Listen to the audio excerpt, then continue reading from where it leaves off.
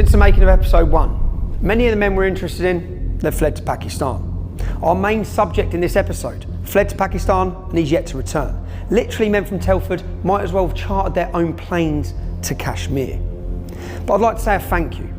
A thank you to members of the Muslim community, because many of them have come forward from Telford and pointed us in the right direction for our investigations.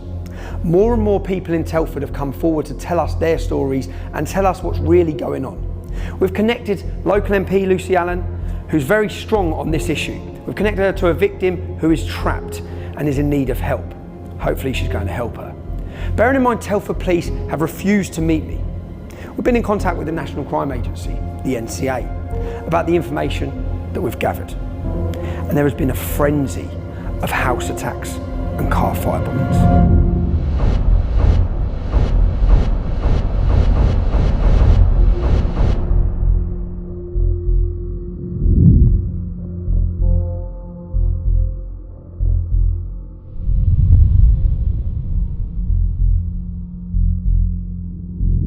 This is a new episode. It's a new investigation. They're new allegations, but they're all part of the same network of related families. For this episode, we're looking at the Hussains, the Iqbals, and the Khans. And the Ahmeds, we'll catch up with you in a future episode. I want to be clear before I start. Where allegations are made, nothing has been proven. And we will be giving the accused the right to reply. Finally, if you're one of those people who is going through keyboard abuse at our survivors, as has happened with Nicole, they deserved it, they wanted it, they're lying. Just remember, there are multiple allegations against each individual we're going to approach. And remember, these stories are about little girls, some as young as 10, being violently gang raped by adult men. Take a long, hard look at yourselves. We're ready, yeah? So, anytime, if you want to stop. I know it's probably been difficult coming here, and more difficult what I'm going to ask you to talk about. I read your independent inquiry. It's devastating. Is it alright if we just start at the beginning and literally just have a conversation where we flow through, and if there's bits I want to question you more on, then I will, if that's alright with you. Yeah? Yeah. So, first of all, when was you born? 1984. 1984. And you grew up in?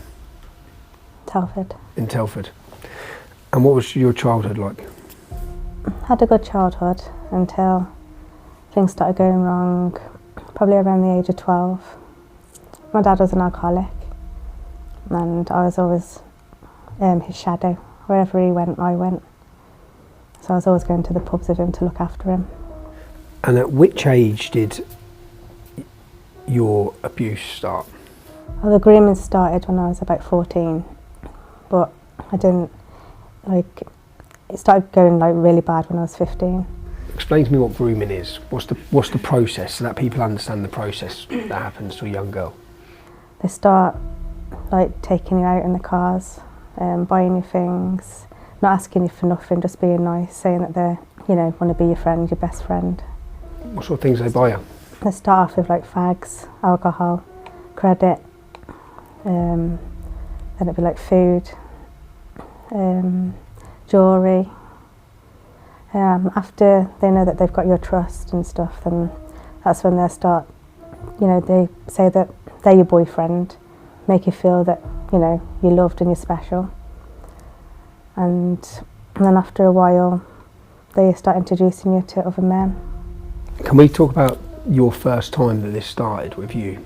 Can we talk about who it started with and tell me what happened? The first time for me was with someone from the Royal Balti in Wellington. My friends was already involved.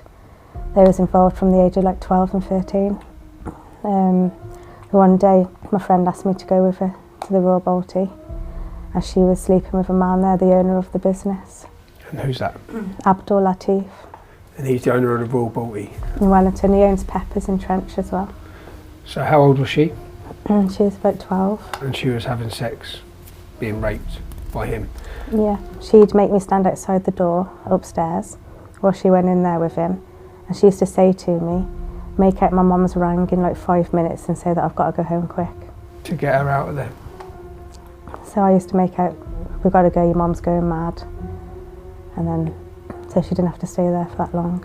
This is an Indian restaurant. Were there customers in the restaurant at the time of this? Yeah. You were upstairs in a side room then? You go upstairs, there's all rooms upstairs. Okay. Was this the first time you were physically or sexually assaulted? No, it just started off me going there with her. Okay. And then we started going on deliveries with one of the drivers there. Who was the driver? He was called Mia, that's all I know. He was from Birmingham in Handsworth. Okay. The one day he just said to me when he was dropping us off home that I was the cute one. And he went to give me a kiss and I just ran. I jumped out the car and ran. So you're all children, and they're organising you to lose your virginity with who? Mia, the driver, because my friend who was going with the owner, they organised it all between them. So where did you lose your virginity? At the Royal Balti. In the Indian restaurant, upstairs. And how old was Mia? He was late 30s. Late 30s. And you at this point were 14 or 15? 15. 15. So this is the car park of the Royal Balti. Up them stairs, yeah, up them stairs. I think it was that far room. And that far room? That's where it happened. So this far room here, in the corner, is that where you lost your virginity? Yeah. 29th of August, 1999. Do you remember the date? Is the restaurant open? Yeah. There's customers? All the workmen are working in there and they kept coming into the kitchen. That's where we had to stay in there. Yeah. Be in the kitchen as well. And they'd come in and they'd come in and grope us all and then The they'd go back workmen out.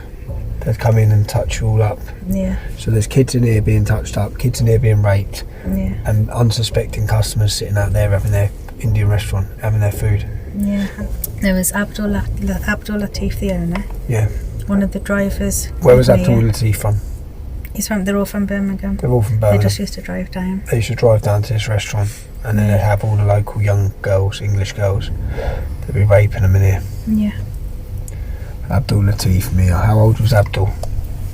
30s as well. 30s. And then there was Islan, he was like late 20s. And there was another one called, I think his name was like Sham. He looked a bit like that one that was just out here, but Yeah. I don't know 100% if it is the same one, because obviously it's years ago. Yeah. But he had like his looks. So that could have been him standing there. Yeah. Did he rape you? Yeah. Yeah. There were 4 of them. All 4 of them raped you. And you've been to the police Yeah. about these men as well? They've got their photos as They've well. got their photos. You've took them to this restaurant. There's even on the pictures, they're groping me on the pictures. And the pictures the police have. Yeah. And you're a child. And my dad reported it as well. Back. But the police said that they couldn't do nothing because I gave consent. You're a child. I was 15 and they said that they couldn't do anything because my dad goes, I want them done. And they said we can't do anything because she gave consent. What year was this? 1999. Was it upstairs in a bedroom? Was it? Yeah, there was a bed in there. It was really untidy, there's like stuff everywhere. So you've now lost your virginity, you're 15 years old, you've lost your virginity to, was he a Pakistani? Was he Bangladesh. a Bangladeshi? You lost your virginity to a 30-year-old Bangladeshi from Birmingham. Did it stop there? No, that was just when everything went wrong after that.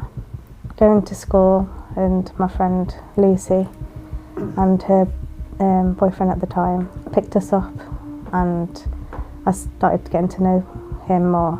It's just Lucy Lowe. Who was murdered. Yeah. And her boyfriend's name? Azzy. Azzy, okay. He started ringing me a lot. Just being nice, wanting to chat and telling me about Lucy and stuff and how she'd done his head in and things like that. Every time I was upset, he'd always like talk to me and he used to say, if you ever get upset, if anything bad happens, you know, you can always ring me and stuff, I'll always be there for you. And he gave my number out to a nation called Jibby, and Jibby gave my number to someone called Bash, and then it was Bash, who passed my number on to Munchie, and then things got a whole lot worse from there. So you heard in chapter 1, Nicole's story, how these men got control of her at the age of 11 through their restaurant and their takeaway delivery business. Now we hear the same story from... And once it started, her number was passed from one man to another man, from Jibby to Bash, from Bash to Munchie. King Ahmed, as he calls himself, or Mushtaq Ahmed Hussain, now the proud owner of the Mumbai Lounge. We'll come back to Bash shortly, but for now, let's meet Munchie, who we've been watching. ਜਿਹੜੇ ਛੱਡ ਗਏ ਉਹ ਵੀ ਕਹਿੰਦੇ ਨੇ ਜੱਟ ਛੱਡਣ ਵਾਲੀ ਸ਼ੈ ਨਹੀਂ ਸੀ ਜਿਹੜੇ ਛੱਡ ਗਏ ਉਹ ਵੀ ਕਹਿੰਦੇ ਨੇ ਜੱਟ ਛੱਡਣ ਵਾਲੀ ਸ਼ੈ ਨਹੀਂ ਸੀ Yeah, that's right. Like the others, he's performing Hajj or pilgrimage to Mecca, so devout in his religion, just like anti-grooming preacher Muhammad Charlie Khan from episode 1. Given the testimonies we've heard, on and off, we've been watching him for a couple of years. We can't show you everything here, but we'll share everything we have with the police. What we can tell you is that Munchie, Mushtaq Ahmed, Kayani King Ahmed, as he likes to call himself, is the sole director of the Mumbai Lounge. And it's therefore the Mumbai Lounge and locations he frequents that we're interested in. ਸਾਡੇ ਰੁਤਬੇ ਮੜਕ ਠਰਮੇ ਦਾ ਕੀ ਪਤਾ ਬਾਲਿਆਂ ਤੇਜਾਂ ਨੂੰ ਸਾਡੇ ਰੁਤਬੇ ਮੜਕ ਠਰਮੇ ਦਾ ਕੀ ਪਤਾ ਬਾਲਿਆਂ ਤੇਜਾਂ ਨੂੰ ਸਾਡੀ ਯਾਰੀ ਔਖੀ ਮਿਲਦੀ ਐ ਜੋ ਸੀ ਮਿਲਿਆ ਪੰਜਾਬ ਅੰਗਰੇਜ਼ਾਂ ਨੂੰ ਇੱਥੇ ਲੰਡੂ ਫਿਰਨ ਬਥੇਰੇ ਜੋ ਟੋ ਟੋ ਕੇ ਦੇਖਣ ਜੇਬਾਂ ਨੂੰ ਤਾਹੀਂ ਮੁੱਢ ਤੋਂ ਆਸਤਰ ਬੰਦਿਆਂ ਨਾ ਸਾਡੀ ਮਿੱਤਰਾ ਉੱਠਣੀ ਬਹਿਣੀ ਸੀ ਜਿਹੜੇ ਛੱਡ ਗਏ ਉਹ ਵੀ ਕਹਿੰਦੇ ਨੇ ਜੱਟ ਛੱਡਣ ਵਾਲੀ ਸ਼ੈ ਨਹੀਂ ਸੀ ਜਿਹੜੇ ਛੱਡ ਗਏ ਉਹ ਵੀ ਕਹਿੰਦੇ ਨੇ ਜੱਟ ਛੱਡਣ ਵਾਲੀ ਸ਼ੈ ਨਹੀਂ ਸੀ To put things into context, we're told our main subject, Munchie, is cousins with Muhammad Charlie Khan and Bugsy Khan from episode 1. We're also told that Munchie is cousins with Nazir Ahmed. We'll catch up with Nazir Ahmed's family in a future episode. But Munchie has two sisters. Nazir Begum, who is married to Zafar Iqbal, nicknamed Crowy. Remember that name because we're going to catch up with him later in this episode. Okay? He has another sister, Khan, also known as Razia Begum.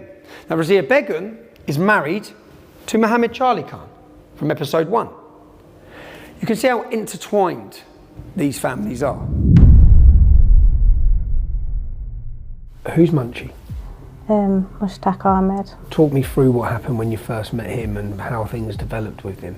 He kept ringing me for weeks, saying that he knew he could see me, he was driving past me, he knew what I was wearing, he knew everything about me.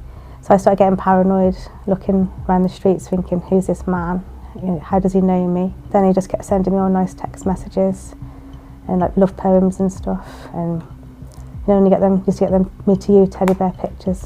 I was talking to him for ages and then I met him and he picked me up from TCAT one day when I was there on an induction day. He just took me to a car park and we was talking, and then he arranged to pick me up from school the next day. How old was Munchie? He was about 32. 32, and he's picking you up from school, so you're a school child and he was picking you up from school? Yeah. He started taking me to his restaurant after school. So can you talk me through some of the incidents with Munchie? I know this is going to be difficult because I've read some of them. Obviously I thought I was going out with him. Don't know, he was just really nice to begin with. Take me to the restaurant and then I'd get there and he'd make me some food. I'd have my food and things like that, but then after a while it started to get bad. Like at the end of the night when everyone would like close up and it'd all finish, he'd take me round like the corner, we'd turn all the lights off and just the radio would be on, and then he'd have sex with me. But then as I went to get up to, you know, get dressed to go home, that's when he'd all the others would walk in. All the others? The workers. The workers at the restaurant. How old were you at this point? 15. So he'd rape you. You say have sex. You thought you was his girlfriend, but he'd rape you. And then afterwards, all of the other workers would come in and...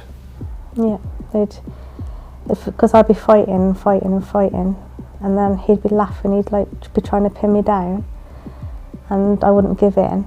So he'd laugh for ages, and he'd just say, "She does want it. She's just playing hard to get." And I'd be saying to him, "No, I'm not. Leave me alone." And then when he couldn't like pin me down, he'd start getting angry. Then that's when he'd like get angry and get a bit violent because he was, you know, not winning, wasn't doing what he wanted. Then he'd just pin me down and just let them all have me. When you say them all, how many men?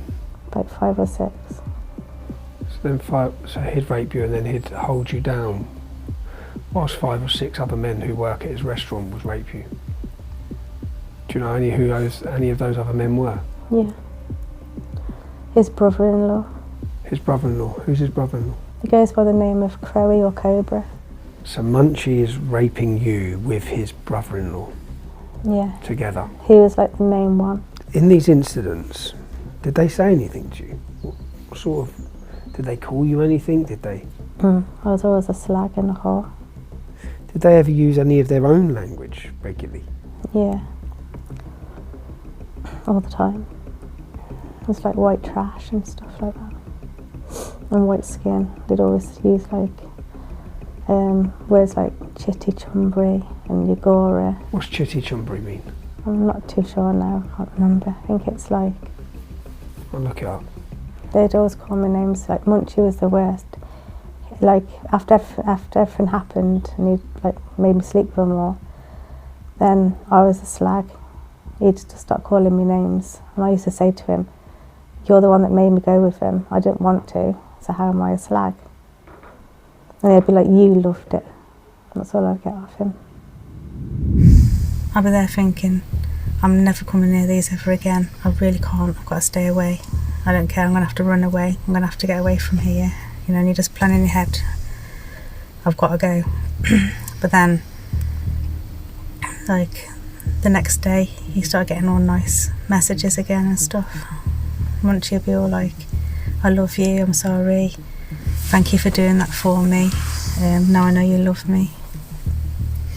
Stuff and things like that. Just manipulating a little child's mind.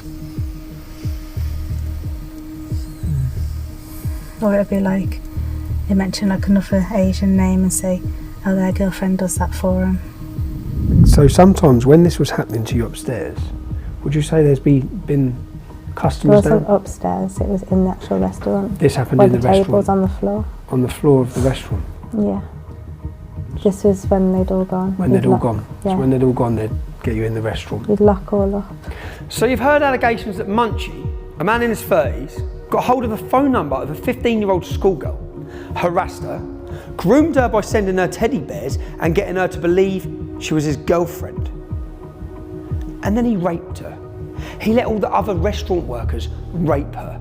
And more often than not, was raping her alongside his brother-in-law, the husband of his sister, Crowy, Cobra. Real name, Zafar Iqbal. It seems like this is a family business. And this happened day after day after day for years. And while we're looking at the family business, we could investigate Munchie's kids for allegations made against them. But one of them, he's landed in the middle of our documentary. Let's introduce him. I'm in the street. Damn right. I'm Albanian blood. I'm a gangster.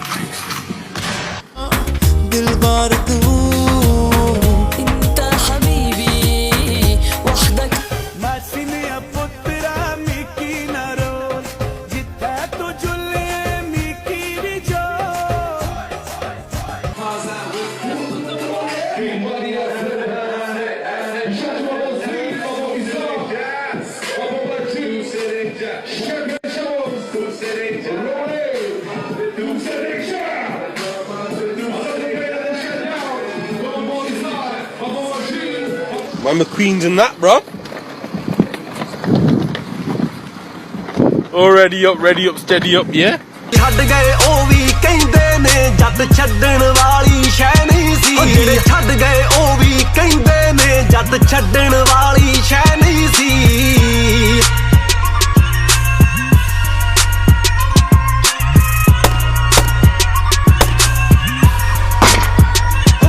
ਵੱਡੇ ਘਰ ਵੜਦਿਆਂ ਤੋਂ ਪਹਿਲਾਂ ਹੀ ਵੈਲੀ boot ਪੈਰਾਂ ਚੋਂ ਲਾ ਲੈਂਦੇ ਪਟੇ ਪਾ ਲੈਂਦੇ ਆ ਲੰਮੇ ਤੇ ਮੁੱਛ ਦਾੜੀ ਵਾਂਗੂ ਵਾ ਲੈਂਦੇ ਜਿਹੜੇ ਗੱਲਾਂ ਚੱਬ ਕਰਦੇ ਸੀ ਅੱਜ ਕੱਲ ਉਹ chewing gum Munchie's son is our Ahmed, Hussein, or Flash, or Goldie, or Camp Gangster. We'll meet him later. I read of another incident in your report where you, I believe, went to hospital after, where you were bleeding. Can you talk me through that incident and who was involved in it? There was about 3 times that I had to go. Three separate times you had to go to hospital? The one was like over the road from where it happened. So where raped, what happened? Munchie took me to this house. It was like in a cul-de-sac opposite that house. I remember sitting in the front room and they had the telly on, and then this Munchie put some porn on, and then he was joking around to me, saying like, "Are you going to make a movie and stuff?" And I was like, "No, get lost," like laughing with him. And then I just had a drink, and then next thing I knew, I was in bed upstairs. I don't know how I got there or nothing. With who? All of them that was there. How many of them? Probably saying about 5, 6, 7, I don't know. Who was there? There's Munchie and Tolly, because they were the ones that was on me as well. Munchie and Tolly. And when you was upstairs in the bedroom, what was happening? And they was all raping me. At the same time? Yeah, they was all on me. All of them on you? And I just kept like, when you can't stay awake. I was like that. And I couldn't even move my legs or my arms or nothing. My whole body was dead. And you feel like you're hallucinating. It was just like that. So I remember someone at the corner like recorded me. They were filming it? Yeah. Munchie? Yeah. He was raping you? And there was Crowe. Crowe, the brother-in-law? And Purveyor. And they're all raping you at the same time? In different holes? Yeah. And the police still don't think that this needs to be prosecuted? No. Did you attend hospital? Yeah, I had to because I was really, really sore and really bad, and I felt like I was all damaged. But I remember when I walked in, I had to go to the GU clinic at the hospital because my doctors told me to go there. Did they bring, when you've turned up, so you've turned up as a child, as a young girl, in a hospital, bleeding from front and back, swollen? Really bad. Really swollen? Did they ring the police? No. Who brought you to the hospital? I took myself. You took yourself, so you've gone as a young child on your own to a hospital? Because at first when you go in, they take you in this room and this woman talks to you and asks you what's happened and why you're there. And then you have to go in and get examined. And you say you ended up in hospital multiple times? Yeah. They gave me a card once and said if I need someone to talk to, so like a counsellor or something. They gave you a card, they never rang the police? No. So I believe you went to see your doctor as well, am I right? Yeah. What was your doctor's name? At the time, he was called Dr. Swallow. What did he say? I said to him the one day, I went, am I infertile? And he said, why did you say that? And I said, because I haven't got pregnant and all this, all this stuff's like, I keep coming here all the time for like morning after pill. I said, how come I haven't got pregnant? I said, am I infertile? And he said, no, I doubt it, and this, that and the other. He said, are you the lady of the night? Are you a lady of the night? But I didn't understand what he meant then. I didn't get what he meant. Are you a lady of the night? Are you a prostitute? You was a child at this time as well? Yeah. He never questioned you further? Nothing. No contact? What have social services been, what were they like when you were young? I didn't really see anyone. I saw one man called I always remember his name. I seen him at the police station. And he just, I wouldn't talk then. I was too scared to say anything. And he just gave me a card and he said, here's my card if you ever want to talk. And I always kept it for years. You used to go missing for days? Sometimes weeks. Sometimes weeks? Yeah, and the police would be looking for me. My mum and dad had been worried sick, ringing the police. And where would you be? In Birmingham mainly. Your little friendship group, the school you went to, how many girls, say in your class, do you think were being forced to have sex with older Muslim men? There's about 7, 8 of them. 7, 8 girls? In your class? Just in your class? Yeah. So the numbers we're looking at here of how many children have been affected and how many children have been raped. All you had to do was walk down Wellington and there was just every girl you see on the churchyard, in High Street, at the bus stop. A lot of this seems to be centred around Indian restaurants. Can I ask what nationality were the men that were raping you? Were they Indian? No. No. Pakistanis. They're Pakistanis. How many Indian restaurants do you think in Telford are children being raped in? I'm not too sure. Like now. Now, how many do you know of when you was younger? When I was younger, there was probably about 10. About 10? Now, another town this week joined the list of shame, where sex gangs have roamed seemingly unchecked to prey on girls as young as 11, raping, drugging, beating, trafficking, and potentially even murdering them in the process. What's happened in Telford could be the worst case of a paedophile gang involved in widespread child abuse the country has ever seen. But as I read the names of those convicted, something struck me. In Telford, they included Azir Ali Mahmood, Mubarak Ali, and Adel Ali. In a similar case in Rotherham, Razwan Razag, Adil Hussein, and Zafran Ramzan were among the guilty. To Rochdale now, Mohammed Amin, Abdul Aziz, and Mohammed Sajid, among others, were convicted. And now to Oxford, where it was Anjam Dogar, Kamir Jamil, and Zishan Ahmed ending up behind bars. Now, a very broad reckoning of the guilty shows around 80% are men of Pakistani and Bangladeshi origin. Well, a couple of observations then. Why do they appear to view white girls as objects to be traded and even disposed of? And what is their community doing about it? We have to acknowledge that sex and sexuality and gender and respect for the opposite gender are issues within certain parts of the diaspora. That's the South Asian community, the Arab community, and large sections of the Muslim community. These are things that we have to discuss. If you look just at the Quran, you will get the indication that you can have sexual intercourse with a 5-year-old. If you just read the Quran, it is halal, it would be halal to have sexual intercourse with a 5-year-old. In Surah Al-Talaq, chapter 65, verse 4, Allah subhanahu wa ta'ala tells us who you can divorce and who you cannot divorce. And then he says, وَاللَّائِ لَمْ يَحِدْنَ وَاللَّائِ لَمْ يَحِدْنَ, and the ones who had never been pubescent before. And by the way, this is very important, yeah? I want all Muslims to be aware of this. The reason why we don't have sexual intercourse with 5-year-olds and 6-year-olds and 7-year-olds or whatever is not because of puberty. The Quran doesn't say anywhere in the Quran that the woman has to be pubescent. I dare you to find one verse in the Quran where it says you're not allowed to marry someone based on harm, or you're not allowed to have sexual intercourse based on harm, or you're not allowed to marry someone based on puberty. So if you're a Quran alone, you're allowed to have sexual intercourse with 5-year-olds. Get me one verse in the Quran which says the woman has to be pubescent. One verse. I want one verse in the Quran from the beginning of the book to the end of the book which says that she has to be pubescent. And Daniel, you know what? It's too depressing to carry on. It goes on and on. One second, Daniel. The pattern in all of these, overwhelmingly, is South Asian Muslim men, primarily Pakistani, sometimes Somali Muslims, sometimes North African Muslims. It doesn't help us, Daniel, to pretend this wasn't a phenomenon that was replicated across the country.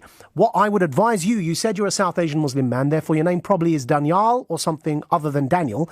I would advise you to address this topic head on and not pretend it's not a national phenomenon, because I guarantee you that anger will rise if you come on radio and pretend this is not a national problem. It is an issue, and it's an issue about how those young men think of women of their own ethnicity who attempt to be off limits, and then what they do about vulnerable white girls. And there's no point pretending it is not a problem, because it is.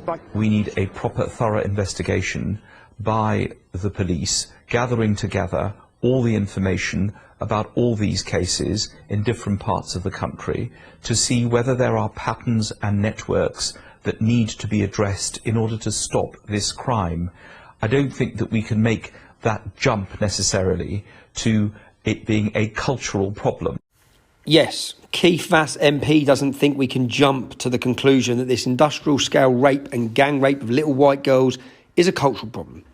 Well, he's always had a casual relationship with the truth and with reality, and he's always been happy to prostitute himself and his views for his own benefit. And talking of prostitutes, here he is with two male prostitutes complaining that he, and I quote, had to fuck one of them without a condom. I think we'll ignore the commentary on grooming from Keith. Incidentally, Keith Vass left the House of Commons and a few weeks later was back working for the Labour Party. And let's not forget the ennobled Lord Ahmed of Rotherham. Yes, Rotherham, who in February 2022 got 5.5 years in prison for the sexual assault of 2 children, including buggery. That's anal rape and attempted rape. His brothers, both called Mohammed, were also charged but considered by some idiot somewhere as unfit to stand trial. So it looks like child abuse is a family business here as well. That was February this year. And in the interest of balance, just this April, Tory MP Imran Ahmed Khan was found guilty of molesting a young boy while at the same time advising the government of child sexual exploitation. You really couldn't make this up. Yeah, that's right. Amjad Ditta, also known as Amjad Hussain, a serving police officer, was charged along with 15 other men, all except one of them, Muslims, with sexual offences against children. Our leaders are so desperate in their efforts to sell us a multicultural utopia, they will cosy up to, promote, and even ennoble anyone with brown skin. Muslims the most favoured, of course, regardless of the content of their character. And the cost of this ideological stupidity is the suffering of children. What is concerning is if pockets of our country, communities like ours, Daniel, yours and mine, are disproportionately involved in any one type of crime. That disproportionate number raises questions about our attitudes, our meaning British Pakistani men, our attitudes towards the rest of society, and whether we have a Muslim supremacist attitude. One of the defendants in this case, Daniel, I'm sorry you're not going to like hearing this stuff, but the truth doesn't necessarily care about your feelings. One of the main defendants in trial argued that it's his religious right to have sex with underage girls, and that was his defence. Look it up, Daniel. It is unbelievable. And you and I know that that kind of argument gets bandied about. You and I know, and if you don't believe me again, look it up, that in Pakistan, your and my country of origin, where our parents are from, when they tried to raise the age of sexual consent, it was shot down by the Ideological Council of Guarding Islamic Culture in Pakistan, shot down in Parliament and deemed blasphemous for trying to raise the age of consent. Because religion gets involved, culture gets involved. We've got to be able to have this conversation without being in denial, Dan. I really wish, for goodness sake, after the appeal I put out on the radio, I wish you'd called up and your first thought had been about these underage young white girls, the victims. I wish the first thing you did is call up this radio and say how disgusting to do this to these underage young victims. Instead, you want to obfuscate and talk to me about how I'm, giving statistics that you don't like. And it's just, this is what frustrates me, Daniel. Why was that your first reaction to the topic instead of thinking of the girls. And that's why I think it's about time that we just stop pretending this isn't a problem and address it head on, recognise there is this disproportionate problem within our communities, and worry about the victims. We need very briefly to say this is a class problem, this is a cultural problem, and this is also a language problem. Religion as well, by the way. Also religion, because firstly on language, these are paedophiles who are raping children. Okay, let's just accept that. And these are not women, these are not girls in relationships. Yes, we haven't talked about class, and the reason why the authorities turned a blind eye and threw these girls under a bus or to the wolves was because they were, as it were, in an underclass. They thought these girls are out of education, they've been failed by social services. Honestly, if these were middle-class girls at boarding school, do you honestly think these children would not have been taken proper care of by the boarding school? Across Europe, not just in Britain, there's a disproportionate rate of offending by either Muslim migrants or Muslims born and raised in Europe against white girls. And there are class reasons to it, there are patriarchal reasons to it. Why it happens in Muslim majority nations is largely due to the social conservative attitudes in society and their patriarchal and misogynist attitudes towards women, and also cultural elements kick in. Now, for example, fundamentalist interpretations of Islam believe that as long as you have consent of the father, there's no underage, there's no pre-puberty, there's no limit on marrying a girl. They refer to the Prophet having married a 9 or 11-year-old, depending on the age of reference. Right. These attitudes must be challenged and they must be addressed. If my daughter, if my daughter wants to hold on, let me finish. If my daughter reached the age of menstruation at 9 years old, I would say you are ready. You are ready to get married. This scandal involving 27 cities with probably thousands of underage young girls, it must lead to a Stephen Lawrence-style national inquiry looking into what the institutional failures have been. There has been failures on an institutional level in the care homes up and down this country. There have been failures on an institutional level in the police up and down this country. And there have been failures on an institutional level in local Labour councils, probably not only Labour, but mainly Labour councils up and down this country, because people have been scared of being called racist. And the fear of racism, or the fear of so-called Islamophobia, which is a misnomer, the fear, more appropriately, of anti-Muslim bigotry, must never be an excuse to allow underage girls to be raped and abused in this way. But it was. Think of that. Imagine that. 27 cities. And counting. Because I can guarantee you we haven't heard the end of this yet. Imagine the thousands of victims. Imagine the impunity with which these men must have been acting. It is an absolute disgrace that this has been allowed to go on in this country. And you may hear me being angry right now. If you're not going to be angry about this, what on earth are you going to get angry about? Don't tell me that their Muslim identity had nothing to do with this. I have lived and breathed this community all of my life. I can guarantee you that it's not the cause, but a factor in the way in which these girls was treated was the culture of these men, and as part of that culture is their religious attitude towards non-Muslims. And that is the reason that you see almost exclusively that they are men like me, Pakistani, British, Muslim. Most of them. Some of them Bangladeshi Muslims, some of them Indian Muslims, some of them North African Muslims, some of them Somali Muslims, all of them Muslims, almost all Pakistani Muslims. And the victims, almost all underage white girls. Now, who will lead, who will defend the voiceless in this national scandal? So there has been media coverage, and some courageous individuals, not least Majid Nawaz, they've spoken out about how nearly all of the men involved in this gang rape of little white girls are Pakistani Muslims. And most of the rest, they're Muslims as well. We hear two leading Islamic influencers speaking at Speaker's Corner. One explained that the Quran, Allah's words, say nothing to prevent sex with 5-year-olds. The other saying he'd be happy for his daughter to get married at 9 if she'd reached puberty. Is there something in the doctrine of Islam that is making some people think that this abhorrent behaviour is acceptable? Well, this bit is important. I want to make sure we give a fair representation of Islam's doctrines. Almost a decade ago, before I was totally cancelled from TV and social media, I was using my voice to question the teachings of Islam that sanction the rape and slavery of non-Muslim women. We as a community, if you like, have to be honest and open about that.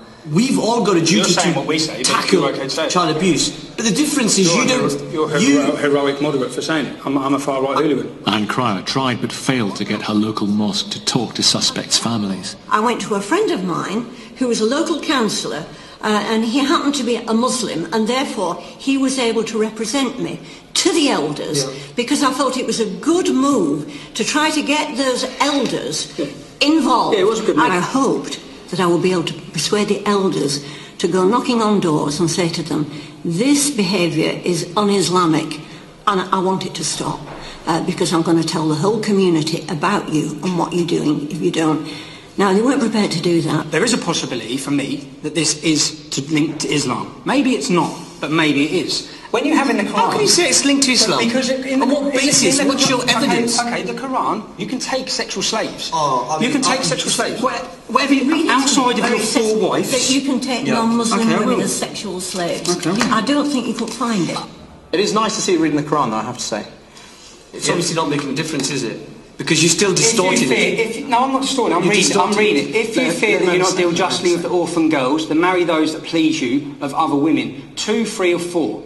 If you fear that that will not be just, then take what your right arm possesses, i.e. slaves. Where does it say sexual slaves? Slaves, you can take... No, where does it say sexual slaves? Where does it say sexual slaves? Don't distort it. Well, maybe it's not me misrepresenting it. Maybe it's the groomers that are misrepresenting this. Would we all agree that these girls that have been targeted in these gangs are slaves, being treated like slaves? Can we agree? Look, I think that is a very unhelpful way of tackling the issue. They're being treated like slaves, and we have chapters in here that tell them it's okay to take non-Muslim women as slaves, and to me, that needs to be explored. To Mo, Tommy continually tries to unfairly blame the religion of Islam for criminal acts. Tommy's tried to create a link between some theological aspects and linking them with paedophilia, and that's wrong. Whatever sources he's using, they're deeply flawed. It says in the Quran that you can take non-Muslim women as slaves. What do they do with slaves? If it's in there, we must explore that avenue. A meeting was set up in London at the end of August with 2 experts on the Quran. Dr. Osama Hassan from Quilliam is a scientist and Islamic scholar, whilst historian Tom Holland has written groundbreaking books on the birth of Islam. Tommy used this opportunity to go straight to his belief that it is Islamic texts that are to blame for gang abuse of young girls. Basically, outside of your 4 wives, you can take whatever your right arm possesses, yeah? Now, how do we understand that? That referred to slavery, which are concubines. Yeah, concubine, which included sexual slavery. Now, that was part of ancient culture. Tom is delighted they seem to agree with his position.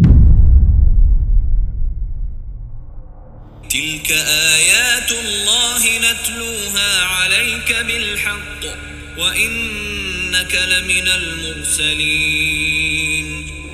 That's right. Allah tells Muhammad to tell us that the verses in the Quran are directly from Allah. Allah is Islam's God. That's chapter 2, verse 252 of the Quran. Allah also tells Muhammad to tell us that he, Muhammad, is an excellent example to follow.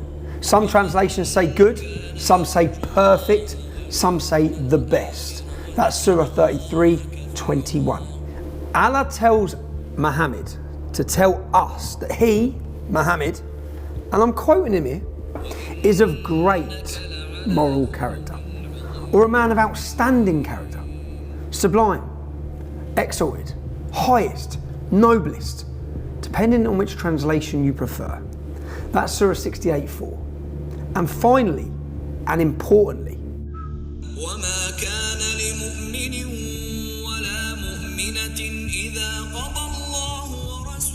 and for the free-thinking Muslims out there, take note. Once Allah and Muhammad have decided on something, you don't have any option. You don't have any choice in the matter. There's a fatalism to that, I think. Inshallah. As Sir Nicholas Soames' grandfather, Winston Churchill, said, "How dreadful are the curses which Mohammedanism lays on its votaries. Besides the fanatical frenzy, which is as dangerous in a man as rabies in a dog, there is this fearful, fatalistic apathy. The effects are apparent in many countries. Improvident habits, slovenly systems of agriculture, sluggish methods of commerce, and insecurity of property exists wherever the followers of the prophet rule or live. A degraded sensualism deprives this life of its grace and refinement, the next of its dignity and sanctity. The fact that in Mohammedan law, every woman must belong to some man has his absolute property, either as a child, a wife, or a concubine, a slave, must delay the final extinction of slavery until the faith of Islam has ceased to be a great power among men. Thousands become brave and loyal soldiers of the faith. All know how to die, but the influence of the religion paralyses the social development of those who follow it. No stronger retrograde force exists in this world. Far from being moribund, Mohammedanism is a militant and proselytising faith. It has already spread throughout Central Africa, raising fearless warriors at every step. And were it not that Christianity is sheltered in the strong arms of science, the science against which it has vainly struggled, the civilization of modern Europe might fall, as fell the civilization of ancient Rome. Let's just repeat that last verse from Winston Churchill. The civilization of modern Europe might fall, as fell the civilization of ancient Rome. Now, he'd made these comments before there were 5 million followers of Islam in Britain. All that put simply, Muhammad said Allah was speaking to him, and Allah said Muhammad was the last prophet. Allah said Muhammad was the perfect example and of great moral character, and Allah said Muhammad had to be obeyed. Allah said if Muhammad and Allah have decided on something, you've got no option, no room for free thinking, no freedom of conscience, no opinion. You've got no freedom. One other critical consideration when trying to understand how the gang rape of children has gone on for so long, that's over 40 years, yeah, in Britain, is understanding an Islamic worldview. I don't separate the world. Islamic doctrine does. We have Dar al-Islam, the land of Islam. That's countries under the control of Islam. We have Dar al-Harb, the land of war, countries where Muslims are fighting to establish Islam. Many Muslims see the UK itself as a land of war. That's because the UK has been fighting in Muslim countries.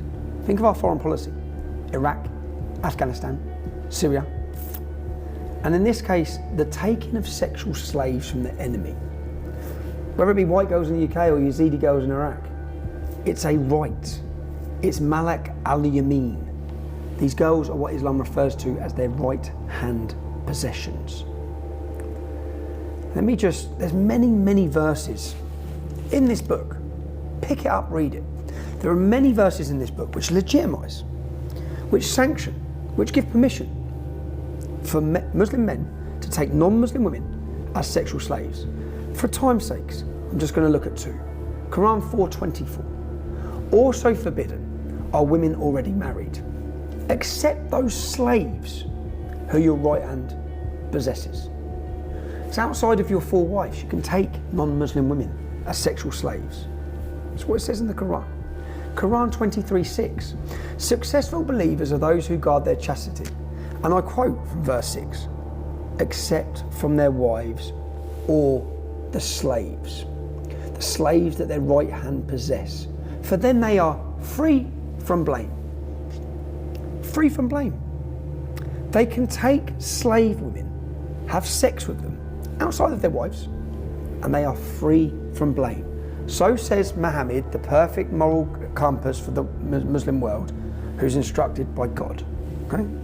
That's what it says. Let's examine one more verse. Chapter 65, verse 4. In a section from Allah about the rules for men divorcing women. And I quote, and for those who don't have periods, i.e. they are still immature. These are the words in the Quran. They are still immature. The waiting period is 3 months. So if you want to divorce a child who who has not yet started her periods, she has to wait 3 months before marrying again. So you can marry a child who hasn't started her period.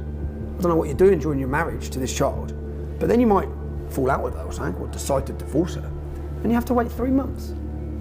That's what it says in the book. Now, is there anyone out there that wants to argue with me that girls in towns like Telford, Rotherham, Rochdale, Aylesbury, all these cities, I could go on and on.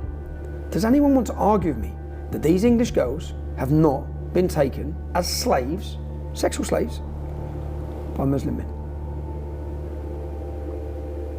So whether it's the importance of Muhammad's example and the need to follow it, or Allah's revealed words in the Quran about divorcing prepubescent girls, making it clear sex with children is okay, or whether it's Allah's ruling that it's halal, it's permitted to have sex with slaves in your possession, under your control, it's blameless. Because the UK is viewed as a land of war, or Allah's words about entering women any way you want, ploughing them like farmland. We have to ask, could any of these things be factors in the industrial scale abuse of children that we're seeing? What influence might all of these teachings be having in a town like Telford? Let's have a little look at the numbers. Telford has a total population of 166,000 people, 88,000 males. Once you take away the under 16s and the over 65s, you're left with 53,000. Telford only has a 1.8% Muslim population. That means there's 956 working age Muslim men in Telford. Operation Chalice. The police operation in Telford identified 100 victims alone in a year and 200 suspects. 200 suspects from 956 males. 20.9%. 1 in 5 men in that town have been raping our children. Well, it was more than 50 for me, but that was just like 50 from Munchie, probably. There's probably about 250 men altogether. 250 and I named all them in my diary. 250 just for you? Mm-hmm. All from Telford? Yep. But when I did my police IDs, I ID'd every single one. And when I went to ID them all, straight away I went, that's him. So you named 250 men to the police. And how many men have actually been sent to prison for attacking you? None of them. None. They only arrested 25 because they said they wanted to get the main ones, but they only arrested 25. Most of them said they didn't know me, even though I ID'd them. And Munchie said he knew me and said he had a relationship with me, but that's as far as he admitted. So Munchie was questioned over the attacks? Yeah. And he was never charged? No.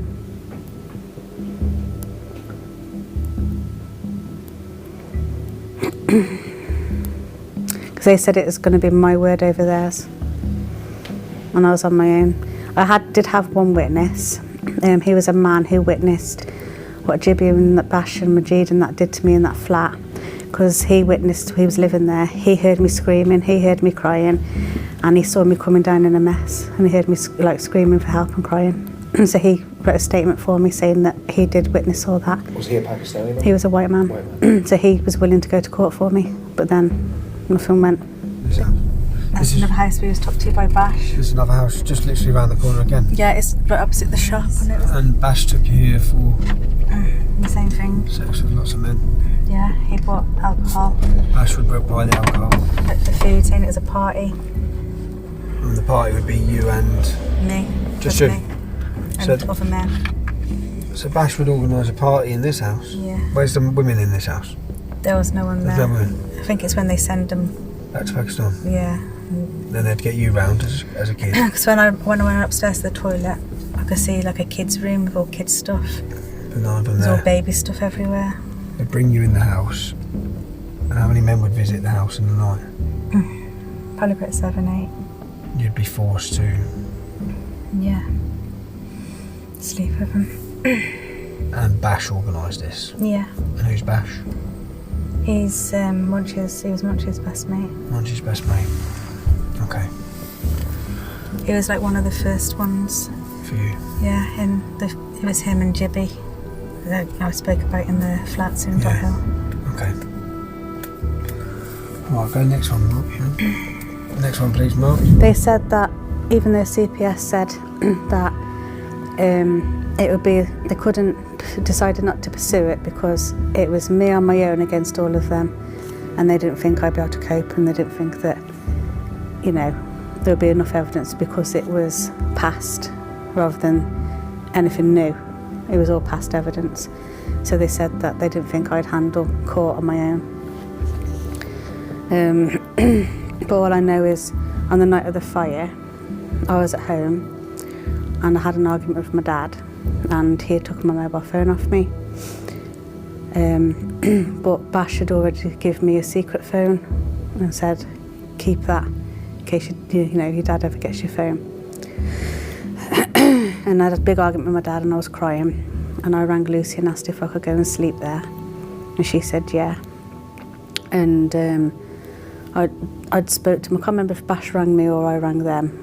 I think they might have rang me, I can't remember. But I was speaking to him anyway, and Bash told me not to go to Lucy's. He told me to stay at home, and he said that he was going to look into getting me a place to live and stuff like that. He said, whatever you do, don't go to Lucy's. So I was like, okay. I didn't know why. He just warned me I wasn't allowed to go. So I didn't think nothing of it, and I just literally cried myself to sleep and fell asleep. And I woke up the next morning to two friends, come to my house and that. And they were sat at the bottom of my bed. I'm still trying to wake up. And they're telling me looking all sad and saying to me that Lucy's died. And I was like, what do you mean? She's dead and everything. And they said her house got set on fire last night and it's killed them all, basically. I just want to recap. A man called Bash, Munchie's best friend, was an abuser of He'd arranged parties where men would come and rape. He also warned not to sleep at Lucy Lowe's house the night she was murdered. Did he know about the plan to murder her in advance? Now, Bash, like his art, we'll be meeting him later. So in episode 1, Nicole's story, there was no further action when there was a fetus, DNA evidence of a rape. In the case, she gave the police over 250 names. 25 men were arrested for the rape and abuse that she suffered. But there were no prosecutions. The alleged perpetrators were untroubled by the flagship police investigation Chalice, and the police decided would not be able to cope with going to court. Took us to many, many houses and restaurants in Telford and the surrounding area where she and others had suffered rape, gang rape and abuse. And tell me what happened here. I was stopping here with my mate and my kids and her kids, and that's when I got a phone call, and it was obviously Bugsy ringing me up, and they was outside the house. Who was he with? Charlie and Tarek. The one time, and then the second time Harry was with him as well, Munchie's brother. Munchie's brother, yeah. That's when they kept saying that I had to go with Tarek. That you had to go into a room with Tarek? With Tarek, yeah. I just remember them holding the door so I couldn't get back out. So, okay. So you're in the room with Tarek Mahmood? Yeah, and he put the bed up against the door because I kept trying to open it to get out. And they were the only people in the house were Charlie and Bugsy? Yeah, the first time was Charlie. The first time. And Tarek Mahmood then has... Just pushed me on the bed, put the bed up against the door so I couldn't, because I kept trying to get out. Yeah. Pushed you on the bed and raped you. Yeah. And he kept saying this thing, he kept going, making them all laugh, he kept going, very, very tat. Very, very tat. Yeah, in his freshy accent, because he's fresh. And very, very tat. When you say making them laugh, what they were? They were laughing at what he was saying. He kept looking at me and he was going, very, very tat. That was before it all happened. And you could hear them laughing outside. It means something like about your balls, men's balls, heavy, basically full. I don't know, something like that. Oh, the word means that his balls were full, so they've brought him round here to empty his. Basically. To empty his balls. And they're all laughing. Yeah. And that's Charlie, Bugsy and Tarek Mahmood. And then they come back again another time. Yeah, with Harry. With Harry. And who were you... what happened that time? Kind of the same thing. With Harry? but Harry didn't do anything. Oh, it's Harry. Tarek Mahmood again. Okay. Yeah, but Harry was with him the second time. Okay. So they just thought they could just come here. Yeah, because they knew. And once she knew I was always here at my friend's house. And they could just come walk in. Yeah. Where were your kids at this time? They're in the bedroom asleep, the other bedroom. The other bedroom? I was tucked into her lad's bedroom. That's where they took you? Into her baby's bedroom, basically her baby's bed. Like a single bed. To a single bed. So Charlie and Bugsy have come in here with a freshly migrant. Who, and when you say who was it, who was it who was it the freshly migrant who was coming here telling you had to have sex with him, or was it? No, it was Bugsy. It was Bugsy. Yeah. Bugsy was the one dictating what was going on. Yeah. We have serious allegations from children who say that you were involved in the rape and prostitution of them, that you were a kingpin having them trafficked in. Well, can we talk? I've got some questions. We have accusations that you trafficked young children. You trafficked young children. You were the kingpin. You chose who they were raped by. You prostituted them. What is your relationship with Inspector Jim Bayliss? Bugsy, what is your relationship with Inspector Jim Bayliss?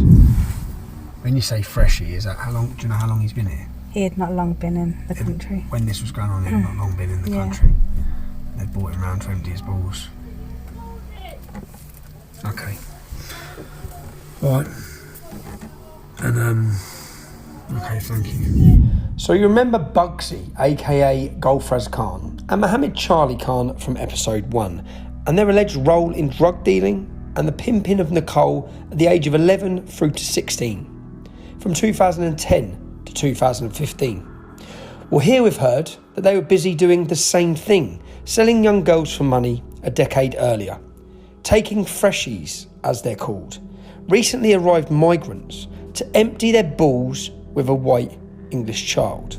The consequence of a failing justice system is not only years of suffering for our survivor in this episode, but a decade later, endless suffering for Nicole, and who knows how many girls in between. I just want to be fair, okay? Out of these family trees, we have allegations by multiple girls about many of these men, but not all of them.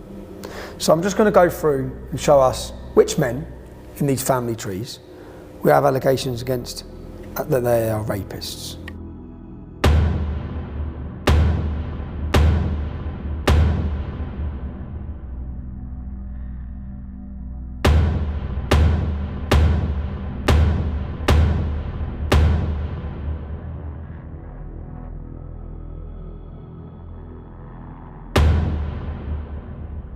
Some of these men are named as rapists, and those that aren't named as rapists, many of them are named as drug dealers. But some of them, they're named as drug dealers and rapists. But I don't want to label every single person on this, so we're just going to go through and see which ones we've got allegations against drug dealing for.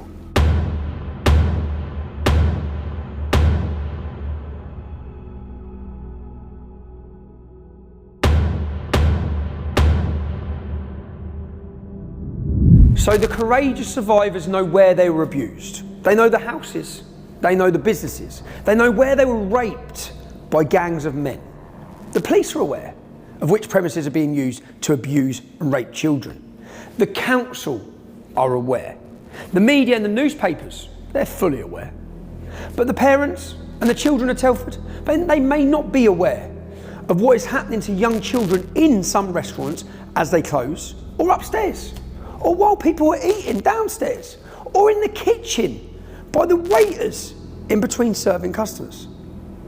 We have a duty, I have a duty, to make you aware. I want to make you aware of what we know. So if you have to make a choice of where you go to eat, where your children may be allowed to go, or where you decide to get a takeaway from, you may want to think twice before giving those businesses your money. I think it's time we dropped in on the Mumbai Lounge, where Munchie, Bash and his artwork. And then we'll go and have a chat with Crowy, Munchie's brother-in-law, you know, Zafar Iqbal. We'll give them the opportunity to respond to the allegations being made against them. Before we go and approach these men, I want you to understand the in-depth 12 to 18 month investigation we've done. I've met with dozens and dozens of victims. We've got 12 and we've formed a database full of the perpetrators, the allegations, and each time they're named, we flag it So when one name comes up, we're not approaching these men off the allegations of one girl. We'll check now how many different girls have named these men. We're looking at Munchie, Bash and Crowie. Munchie is on page 3. Let's have a look at Munchie. Page 2, page 3. No, that's...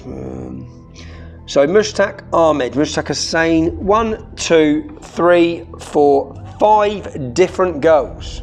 5 different girls have named Munchie as being involved in their rape, prostitution and trafficking. 5 different children.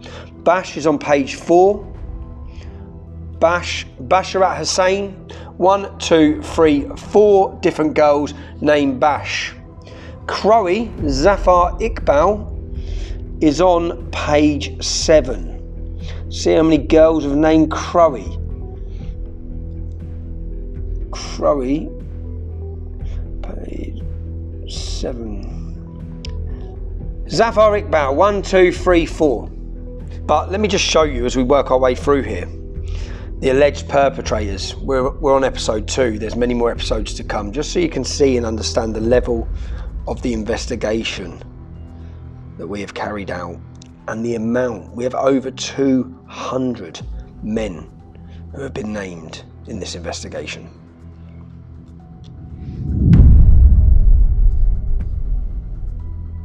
So the purpose of this is simple. It's just so that I can get in and ask him questions, you know. The problem is that there's probably about 8 members of staff. Munchie, who is the main alleged rapist, who has been holding children down whilst they are gang raped repeatedly by men. Some of these, one of these girls end up in hospital 3 times. They split her anal and vaginal together, yeah, with what they've done to her. Now, the problem is Munchie works in the kitchen, which means he will have knives. So there is a risky situation of going in. Some of his relatives, his nephews and his cousins, are working as waiters. They're young, they might be fiery. It's impossible. I've tried to contact him multiple ways. I've tried to put questions to him to get answers. I have to give him the right to reply because we're about to publish some of the sickest allegations ever against the man. The allegations are that this has happened repeatedly in his business. It's literally, we're just here to do our job, yeah? That's literally it. So the bar's busy. The bar's very busy, yeah? We don't really want to go through this way. This is the Indian restaurant, this side of the pub. It looks like this is the restaurant side. So they're there, armed door ins over here.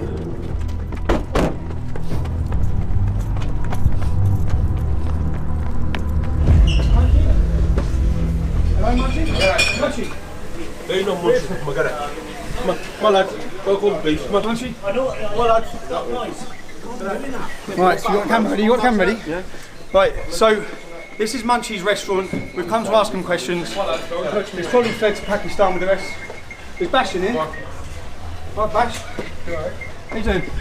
I've got to put some allegations to you that you've been raping young girls in restaurants, but Get the fuck out of Bash, here. why would I have young girls who have named you as raping young children? Fuck out of here, man. We have young girls who have named you as Get the raping. fuck out of here. I have girls that put you as raping. Bash, Listen, you're Bash, not bullshit. you've been raping young children. You're a Bash. fucking bullshit. Your dad has as well. My dad hasn't been fucking doing nothing. You're not a bullshit. Bash. You got nothing to fucking prove. Prove it. We're in a restaurant. Prove it. You're a liar. Fuck have you done? You fucking You're a bad man drug dealer, are you? You're a bad man drug dealer. Holding school children down, one by one, raping them after each other whilst in their school uniforms, okay? Munchie, Bash, you're named, mate. You're starring in our documentary. The problem we have is unsuspecting customers do not know that these men have been raping children in these businesses. Okay? Unsuspecting customers are not aware that these men.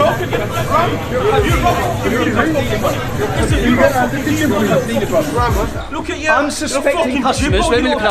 Unsuspecting customers have no idea that these men have been prostituting and raping children in these businesses. We are here to make sure that the people in Telford, you are unaware of what's been going on. Get out of the kitchen. Or what? Sorry? Or what?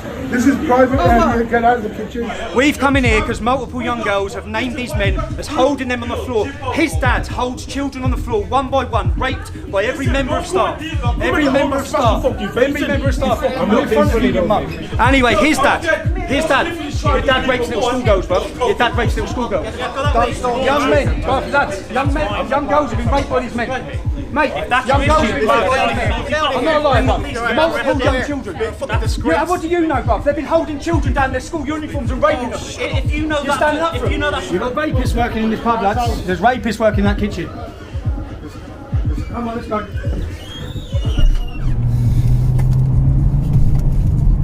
So, we know that this is the restaurant that our survivor alleges she was held down and gang raped by Munchie and all of his colleagues. Now we have here the diary. These are diary entries from in our third episode. We look at the murder of Becky Watson, who was killed aged 13. And in here, this is from her diary when she was a school child. Ishtak, Islam, Muhammad. It's listed with Muslim men's names. Yeah, but one of the names that's of interest to us is Munchie Work. So we have a phone number in this 13-year-old child that's been murdered diary under Munchie Work. We have the restaurant where our survivor alleges Munchie raped her. Let's try something, see if we've got the right place.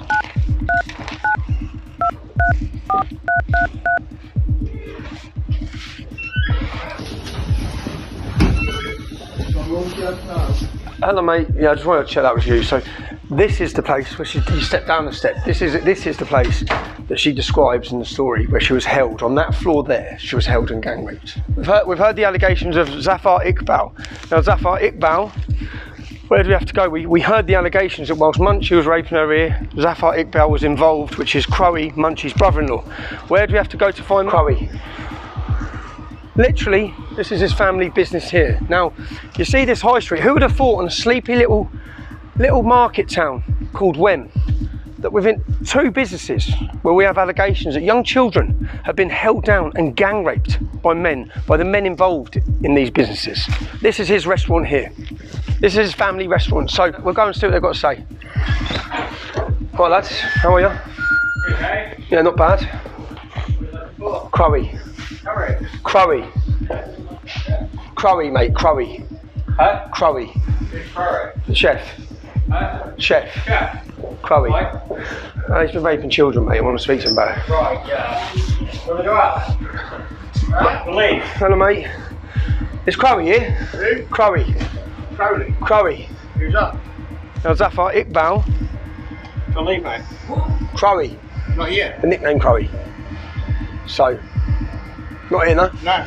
I think he's on delivery. I'll show you, bruv. He's on delivery, yeah? I'll show you that. That's alright. So you know what I'm looking for. Yeah, we know he's not.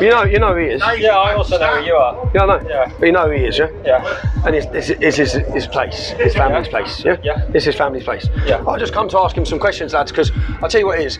I've got girls that name him. I know this is his family's restaurant. No, it is, but he's not here. He's in Pakistan. He's in Pakistan. Yeah. Do you know why he's in Pakistan?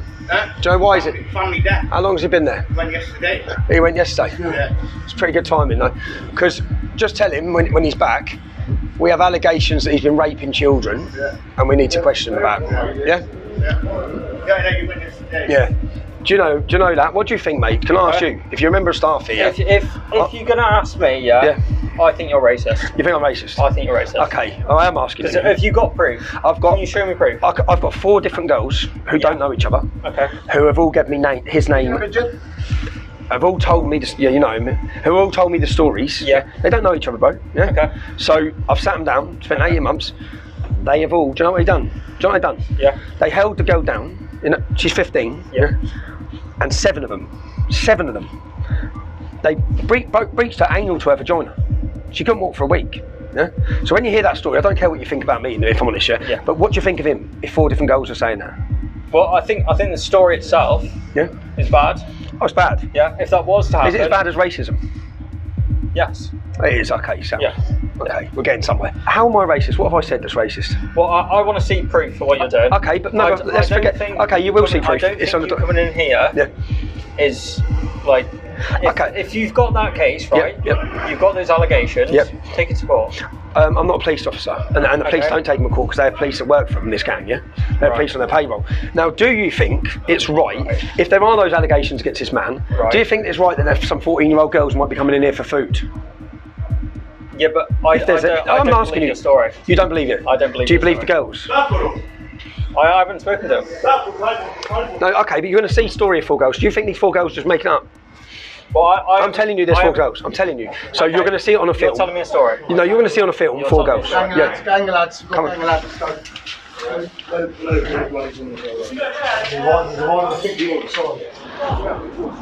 What's it? Yeah, that's all right. Yeah, look, there's a gang of lads. Come. Get film them. Don't worry, Come on. you racist motherfucker. We're not worrying. Not me, you motherfucker. That's what you are, you son of a bitch. Don't worry, lads. Motherfucker, Islamophobe motherfucker. You're raping kids. Right, let's go. Let's go. Sorry. All right, mate. See you later. Come on, let's go. Go.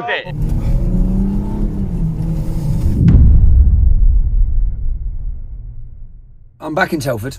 I've drove to Telford because when I went in to approach Munchie and to approach Bash, the owner of the Elephant and Castle, who was an Irish man, who was quite aggressive, quite defensive of the Muslims and the accusations against them. He was defending them. Now, I'm going to approach him and his wife because I don't want to ruin an innocent man's business, okay? So I'm going to give them an opportunity to see the evidence. I think it's important that I give them an opportunity to see the evidence and then they can make a comment once they've seen the evidence. Because I know, we went in there weeks ago, I know that Bash and their organisation are still working in that restaurant every day. I know there are underage girls working in that establishment as well. I know there are, yeah? So it's important that the owners are fully aware of the evidence we have. So we're just going to go and have a friendly chat with them. Post, please ring. Amazon Post, please ring for an answer.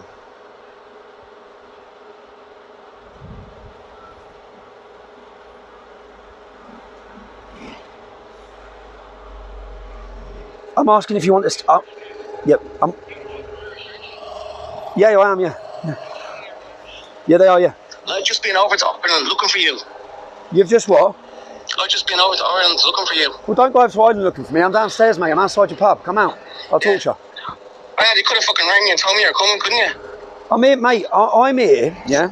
I'm here to see if you want to see the evidence. Do you want to see the evidence that I've got on the men that work in your kitchen? What evidence? Come here, you're coming up with fucking shit on Facebook and fucking... I'm not, mate. I'm here. Fucking rubbish. Mate, do you want to see the evidence? I'll show you the evidence now. I'll sit down with you and your wife and I'll show you the evidence. So that okay, wait outside there. Okay, thank you. Cheers. Bye. You get whatever you can off him. Do you want to see the evidence? I want to talk to you on your own. That's fine, but do you want to see the evidence? I said I'll talk to you on your own. Mate, do you want to see the evidence? I'll talk to you on your own. Well, that's there for my security and my safety. Well, come here. It's only me. No, but mate, I mean, so no one can say I've said something. I don't want to go in there and you say I've said something. No, I'm going to bring you into the corner. That's fine. So there's a computer there, yeah, with the evidence. Fine. Do you want to see it? Yeah, come on.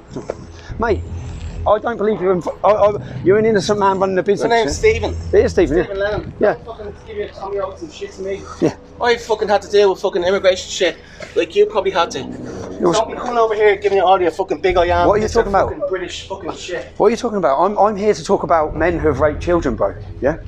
That's what I'm here to talk about, nothing else. Not immigration, not me, not you. I seen you running across from over there. Yeah. I seen you come in here and saying online there's rapists in this fucking building. Yeah, there is. Let me show you.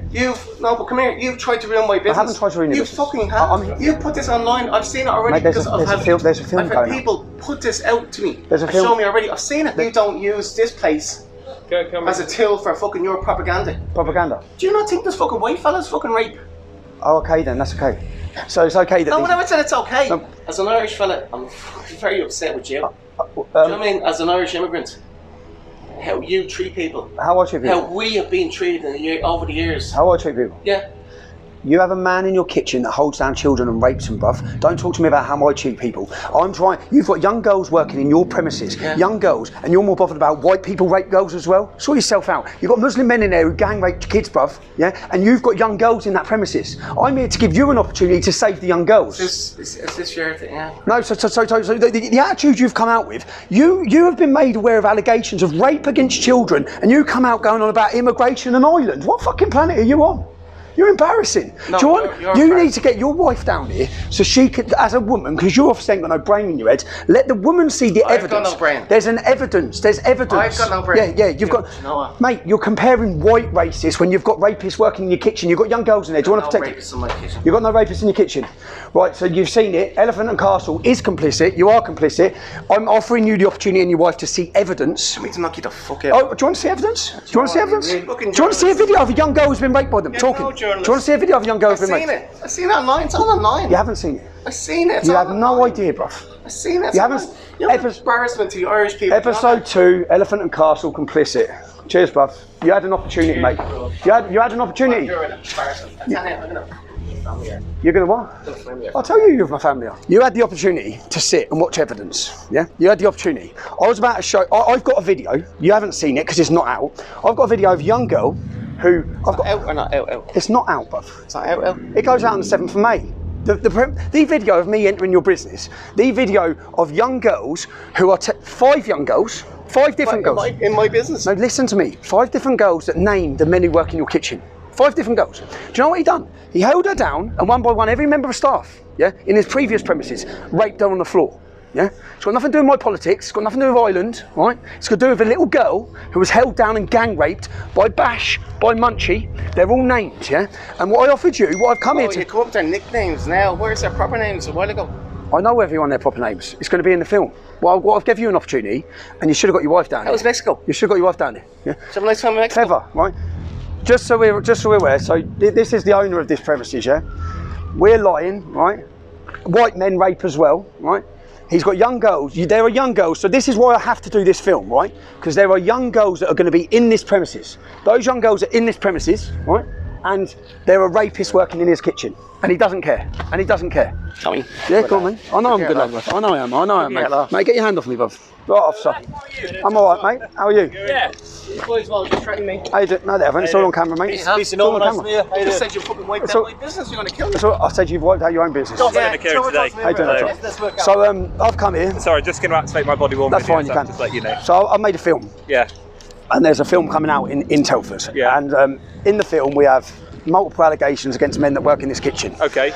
Now, in the heat of the moment when we come into this premises to ask the questions, this gentleman and his family, I understand it's their pub, and I understand that the Indian restaurant is run separately. Yeah, of course. So I've came in now and just, which I've got all the recordings of, I've come in now and said, do you want me to show you the evidence I have? Yes. Yeah. So calmly, okay. Not, do you want me to show you the evidence I have? Okay. So that you can make a decision as a business on where you stand. Yeah, right? yeah, I get that. So I bought a laptop.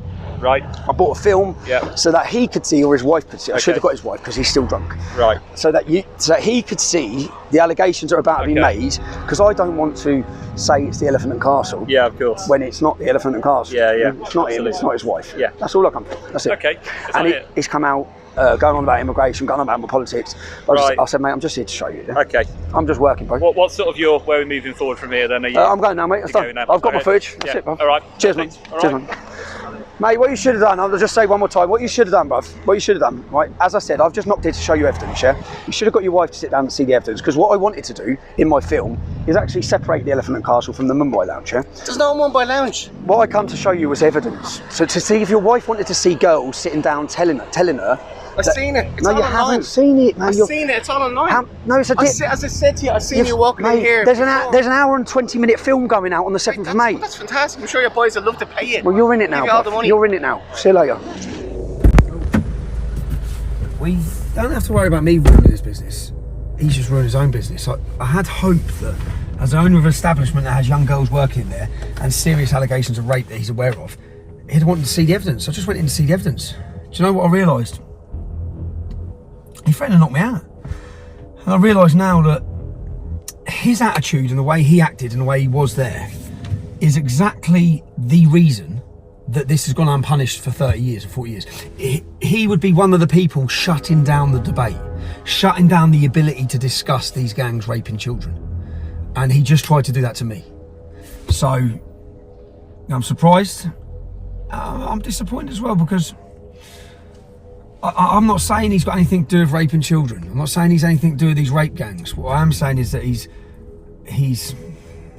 ignorantly defended them without witnessing the evidence we have, because he was more bothered about the fact that I'm accusing Asians of rape.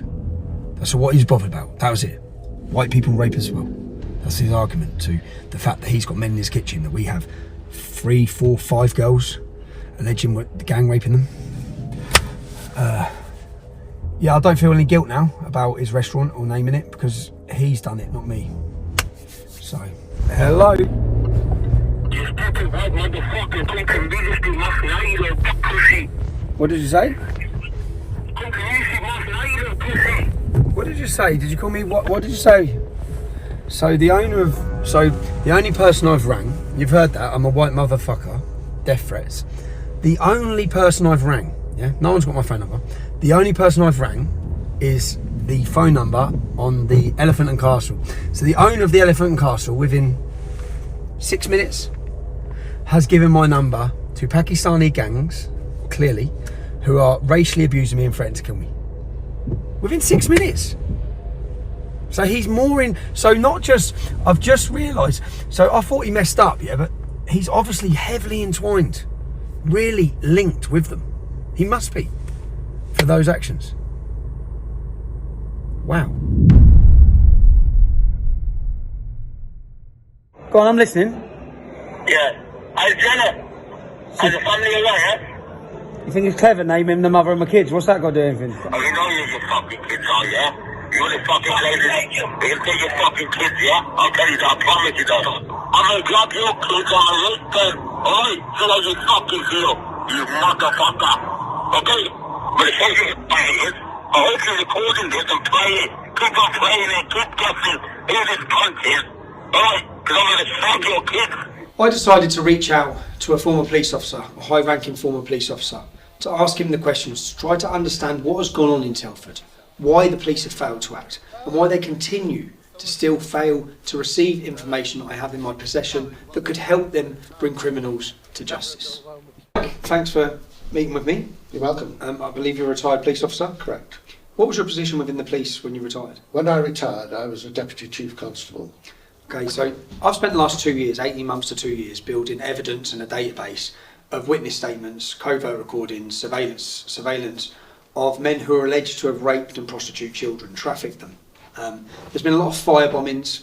I have evidence within my position that I've attempted to give to a senior officer at West Mercia Police. Have you had an opportunity to watch episode 1? I've seen episode 1, yes. Can I ask what your opinion is as a former police officer of the fact Rob Rondell, and I'll quote the police officer, categorically will not meet with Tommy Robinson to discuss this? There's been a lot of stuff talking about envelopes being passed over in restaurants. Rob Rondell doesn't want to meet with Tommy. Categorically, Tommy's not going to meet Rob Rondell. I was amazed when I saw that reaction on the film. It's inexplicable, really. If the police were really interested in doing something about all these issues, they would have ripped your hand off to get hands on evidence. And I don't understand why they are avoiding doing anything or taking any more action. It suggests that there's something not right in West Mercia Police. Can they, as a police force and a police officer, can they pick and choose who within the public they get information off or who they deal with? So that for some reason they're saying you're not fit to give them evidence, and I just do not understand that. It doesn't, what your background is, what your history is, doesn't matter. That what matters is the truth of the situation. So at the end of episode 2, we've reached an important point. Our investigations have highlighted allegations of horrific historic sexual abuse of children, repeated rape and gang rape of young children, alleged crimes that have gone unpunished for decades by Pakistani groups of Muslim men in Telford. These are the facts. I don't care about cultural sensitivities or your feelings. We've seen how the failure to bring these people to face justice means that girls and young women in Telford continue to suffer, like Nicole from episode 1, who was abused by some of the same men a decade after the suffering of our courageous survivor you've just heard from in episode 2. We have gathered information about serious ongoing criminality, drug dealing, cases of modern day slavery and abuse of vulnerable people in Telford by criminal gangs who operate with impunity. They don't fear the authorities, they mock the authorities. We have information the authorities don't have. Information that will help bring the reign of these criminal gangs to an end. I want to be very clear. I would like to give this information to the appropriate authorities. The information is extremely sensitive, and to safeguard the well-being of others cannot just be handed to a corrupt Telford police force. I wrote to the National Crime Agency several weeks ago with this offer. I've had no reply. I've repeated this offer to the police I've met concerning the threats of kidnap and rape made against my own children. I'll repeat the offer now, and I'll appeal to Lucy Allen, Member of Parliament. She's very strong on these issues. Can someone please meet me to receive the information I have? They will need to be ready and equipped to safeguard the people who are passing the information to me. However distasteful you find me or what you think on my politics, I'd welcome the opportunity to chat to any member of Parliament. Please don't let another day go by without acting. That makes you complicit in these crimes. And make no mistake, these are ongoing crimes where young girls and women are suffering. Why are they approaching you and not going to the police? Because they don't trust the police, man. That's what I mean, they don't trust them. All I can suggest is that she goes and asks to speak specifically to the anti-corruption officers at West Mercia. They haven't done in 20 years though, mate. They are responsible for law enforcement in that area. Do you know what I mean? They don't enforce it, man. I'm telling you, they do not the way. Look, they don't. For whatever reasons, they are interlinked massively. Go to West Mercia Police and see what they have to say. I mean, that's the best, honestly, that I can tell you to do. We're going to forget the failures of West Mercia Police. We're going to forget the fact that Rob Rondell refused to meet me to receive evidence. We're going to attempt to start again. You'll be able to follow up in future episodes to see where this goes. I don't have much confidence. We're going to attempt to form a new relationship with West Mercia Police.